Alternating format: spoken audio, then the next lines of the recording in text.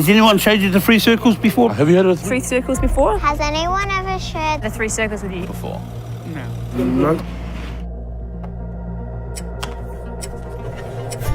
So this is the first circle. So this represents the world that's broken. All of us live in a broken world. You only have to turn on the news and see Suffering, death, war, sickness. rape, disease, it's everywhere, right?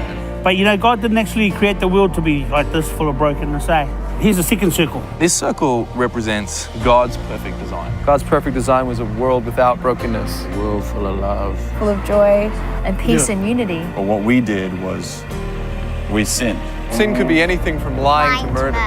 Wait, so just like normal lying or like hard lying? And what sin did, it separated us from God's perfect design and threw us into brokenness. And so people try all kinds of different things to get out of brokenness. They might try drugs or alcohol. Or maybe chasing a career or money. Smoking. Even bullying other people at school. Oh, sleeping around, suicide, exactly, a good example. But it doesn't actually fix the problem of brokenness. It's like a bungee cord. We just get snapped straight back into brokenness. And ultimately, if people die in that state of brokenness and separated from God, and that means that that's eternal separation from God. Do you know what this place is often called?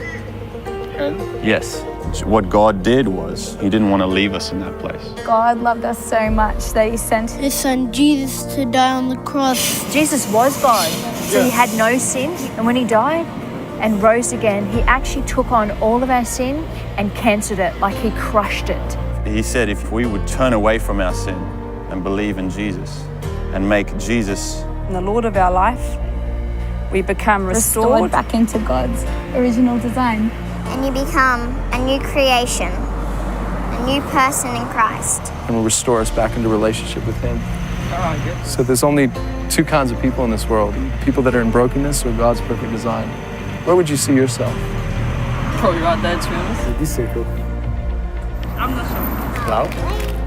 brokenness. Possibly love. The bungee stage. Yeah, the same. And where would you like to So where would you like to be? You'd like to be here? Yeah. Right there. Middle of this star circle. One with God.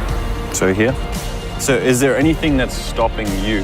From turning and believing in Jesus. And allow him to be Lord and King of your life. Stubbornness. Probably not.